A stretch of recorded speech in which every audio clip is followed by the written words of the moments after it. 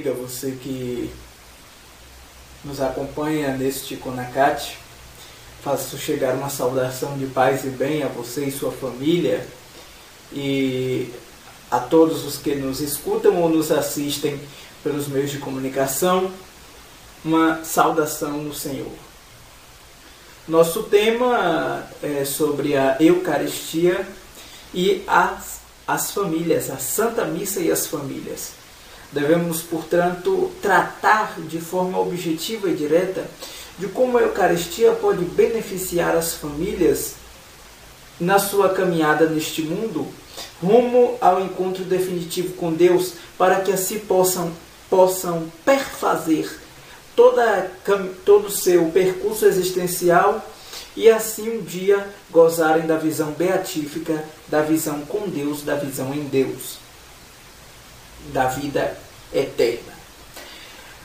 Em primeiro lugar, nós devemos falar que as famílias têm sido constantemente atacadas e o conflito nas famílias tem sido cada dia mais intenso. Nós podemos notar isso, sobretudo, a partir da perspectiva das correntes ideológicas que surgiram nos últimos 3 séculos, sobretudo no século XIX, XX e XXI. Essas correntes ideológicas têm sido cada vez mais propagadoras de ideais, de ideologias que tendem veramente a vociferar contra a dignidade da família e a constituição da família in natura. Ou seja, procuram atacar, procuram desmerecer, procuram destituir o caráter da família desde a sua origem, desde a sua natural concepção por Deus, até os seus mais pequenos detalhes que vão se constituindo como parâmetros para a vivência familiar. Mas, amados irmãos e irmãs, como se já não bastasse isto, como se já não bastasse estes ataques à família e estes ataques à dignidade da natureza humana, nós ainda somos obrigados a assistir o conflito que surge e que insurge na família a partir da sua perspectiva religiosa, como se não estivessem contentes em atacar a família na sua estrutura, na sua molécula. Ainda por cima, tentam destruir a família naquilo que a compõe como essência, que é a sua capacidade de oração com Deus e a sua natureza humana. A sua natureza, a natureza da família é constituída por Deus e, portanto, não pode ser mudada, é imutável, porque a sua lei, o seu direito é natural. Caros irmãos e irmãs, as famílias podem aurir, a partir daí, desta visão, uma concepção que não seja tanto pessoal e subjetiva, mas que procure uma visão do todo, uma visão do conjunto familiar. A família não deve pensar, cada membro da família não deve pensar só em si mesmo, mas deve ter uma visão de comunhão. É isto que constitui a família, a unidade, a comunhão, a capacidade de olhar o outro e não somente olhar a si, e não somente olhar as suas ideias, e não somente olhar o seu mundo, a sua redutibilidade. Mas nós podemos perceber vivamente que os atentados contra a família não cessam. Pelo contrário, parecem crescer cada dia mais em número, em gênero e em grau. Nosso Senhor Jesus Cristo, no Evangelho, nos faz um convite proeminente, um convite que precede toda a essência do ser missionário e do ser cristão, que é o convite a aceitar, a abertura do coração à graça do Espírito Santo. Por isso, nosso Senhor vai dizer que o pior pecado é blasfemar contra o Espírito Santo, ou seja, a dureza de coração. Nós devemos, então, abrir o nosso coração, dilatar os nossos sentidos e os nossos horizontes para que a graça de Deus possa agir e infundir em nós o seu amor, a sua paz e o seu efeito salutar. Mas, caríssimos irmãos, quantas vezes nós nos reduzimos ao nosso comodismo? Quantas vezes nós nos reduzimos à nossa vida e ao nosso sentido existencial tão ínfimo e tão pequeno, como se nós não tivéssemos uma realidade ulterior àquela que nós hoje conhecemos? De fato, para muitas famílias basta lhes pensar o hoje. Quantas famílias, quantos filhos, quantos pais e mães que pensam apenas no próprio eu, que pensam no consumismo, que são consumistas ativos e que, portanto, se deixam manipular por qualquer ideia, por qualquer ideologia, por qualquer tendência e desejo de compra. Famílias consumistas, famílias egoístas, famílias que pensam somente em si, somente em comprar, comprar, comprar e que não tem tempo para Deus, não tem tempo para testemunhar, porque o tempo que tem estão comprando. Porque o tempo que tem estão gastando abastardamente, gastando absurdamente, gastando desmesuradamente nas coisas mais fúteis e nas coisas mais superficiais. Pobres famílias que não são capazes de olhar além, pobres filhos que não são capazes de olhar além, pobres mulheres, pais e mães que não são capazes de olhar além porque estão reduzidos, porque estão fechados ao mundo do consumismo e ao mundo do comodismo. A comodidade se apoderou de muitas famílias, o que também as impede de caminharem hoje à Santa Missa. Como se a igreja tivesse que oferecer a elas uma prateleira de desejos, de opções e de procuras. Como se a igreja tivesse que oferecer somente aquilo que eles desejam. Como se a igreja tivesse que oferecer um livre mercado, onde eu possa comprar e onde eu possa me satisfazer com aquilo que eu desejo. E o que eu não desejo, então eu deixo de lado. Não preciso pegar na prateleira da fé. O bem-aventurado Papa Paulo VI, de venerável memória, nos advertia de que a igreja não pode ser associada a uma prateleira de supermercado, aonde o que eu compro é aquilo que vai me fazer feliz e me deixar bem. E o que eu não compro é aquilo que me incomoda e é aquilo que me tira a paz. O cristão não tem paz verdadeira enquanto não abraçar totalmente o ideal evangélico. O cristão não tem paz verdadeira se não se deixar perfazer, se não se deixar completar pelo ideal de Jesus Cristo, que nos tira do comodismo, que nos tira da cegueira, que nos leva para a abertura do coração, para a abertura da fé e a adesão filial ao seu projeto salvífico. Por isso, a Santa Missa é o melhor ideal, é o melhor momento, é a melhor graça para uma família que deseja aurir dali os beneméritos dons de Jesus Cristo para toda a humanidade. A família é chamada a configurar-se a Cristo, a ser sinal de Deus no mundo. Assim nós queremos que nossas famílias se tornem mais cristãs, se tornem mais comprometidas com o Evangelho e menos fechadas em si, fechadas no consumismo, fechadas na comodidade. O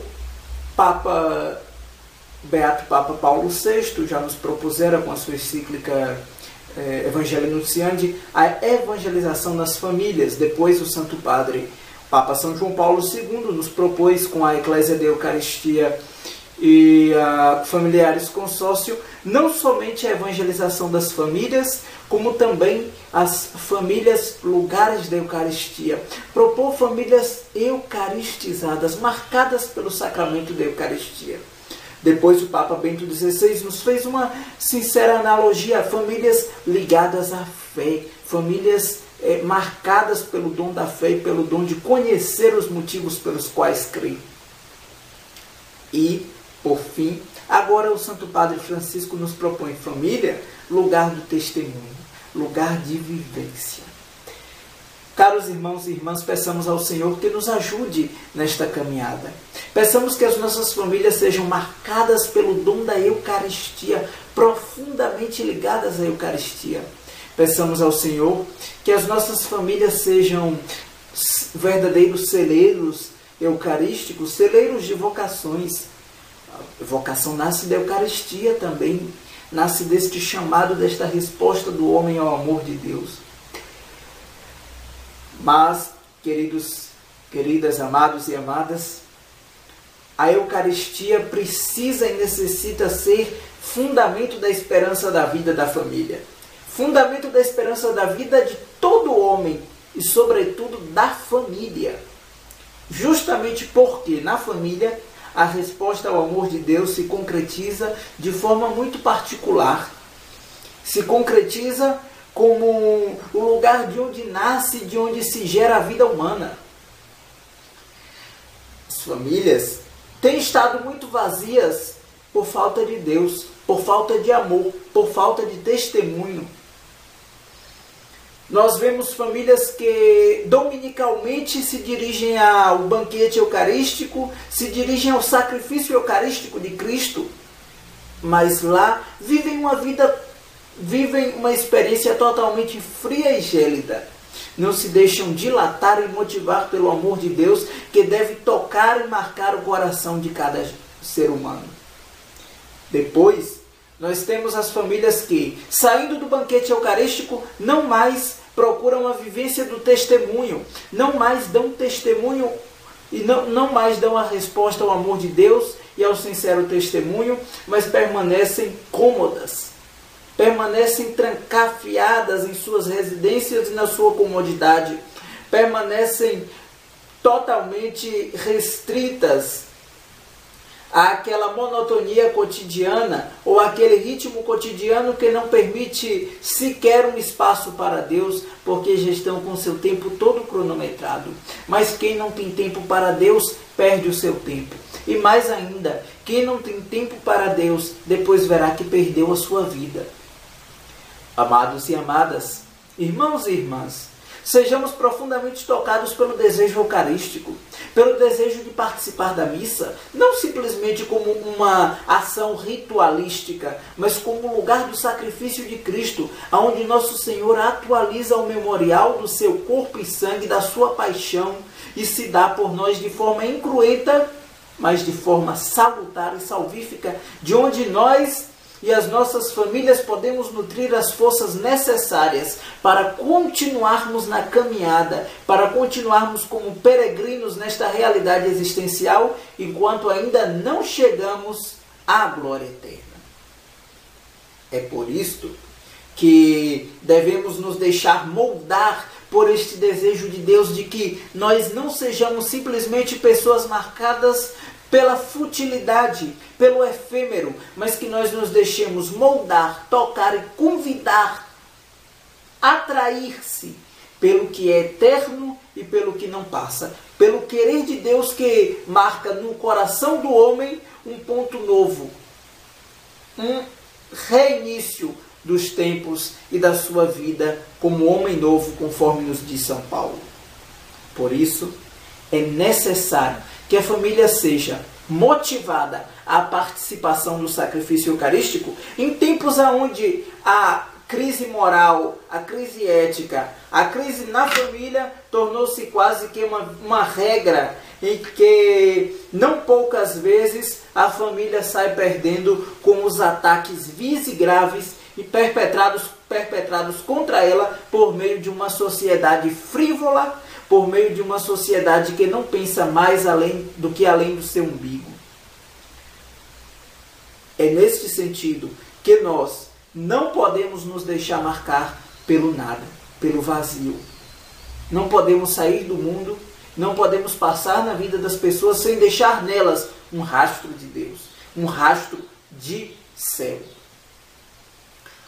Deixemos-nos tocar pelo convite eucarístico, movamos-nos, caminhemos para o banquete eucarístico, andemos à Eucaristia, deixemos-nos motivar por este ideal de Deus que não nos deixa vazios, retidos a um instante de tempo, mas que nos dá um olhar ulterior, um olhar para o eterno, um olhar para a vida que jamais passa.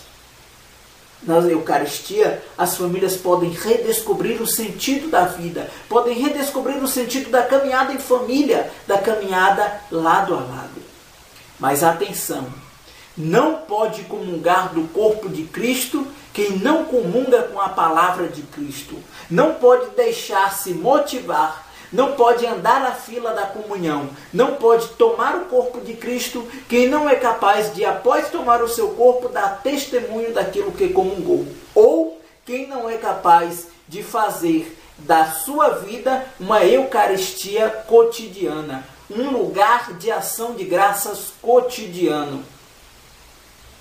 No santo sacrifício da missa, nós encontramos o memorial da paixão de Cristo. Por isso, não é lá lugar de fazermos valer os nossos ideais ou os nossos desejos. Vamos à missa por emotividade? Vamos à missa do padre fulano ou do padre cicrano? Não! Vamos à missa da igreja, vamos à missa de Jesus Cristo, vamos à missa aonde os verdadeiros ideais que contam são aqueles do Salvador, não os nossos. Vamos à missa aonde nós não estamos procurando acréscimos ou futilidades, cantos animados ou emotividade. Vamos à missa que nos fala de Cristo. Vamos à missa que nos deixa tocar verdadeiramente pelo Cristo. Caminhemos, amados e amadas, irmãos e irmãs. Caminhemos rumo ao encontro salvífico de Cristo. Caminhemos para a nossa existência como igreja eterna, como igreja que goza da comunhão dos santos. Enquanto ainda nesta igreja militante, enquanto ainda nesta igreja peregrina, nós sofremos e padecemos com as dores propostas pelo mundo, com as dores que o mundo tende a oferecer à família, à nossa vida, à igreja, nós já devemos ter um olhar voltado para a eternidade, um olhar voltado para aquela via de esperança que não se apagará jamais no coração do homem e no coração do cristão. Que o Senhor nos ajude nesta caminhada. E que Maria Santíssima, aquela que nos deu o Salvador, aquela que gerou o Salvador em seu corpo e que, portanto, participa também da glória dos santos, que ela, na sua materna intercessão, junto a São José, patrono da Santa Igreja, possa fazer valer os ideais de Cristo numa sociedade que sofre e padece as dores da atrocidade contra a família, dos crimes contra a família, dos crimes contra a vida do homem. Peçamos ao Senhor a graça de reconhecer na família o lugar divino, o seio divino, o seio onde Ele também fala a nós, onde Ele nos chama a vida, à vocação, ao amor e à ternura que tanto comprais o seu coração, que tanto comprais a sua glória, que é a glória da família, a ternura de Deus na família. Que a Eucaristia seja fonte de vida, seja fonte de vida para a família. Faça a experiência, você e sua família. Caminhe a Eucaristia, leve a sua família a Eucaristia.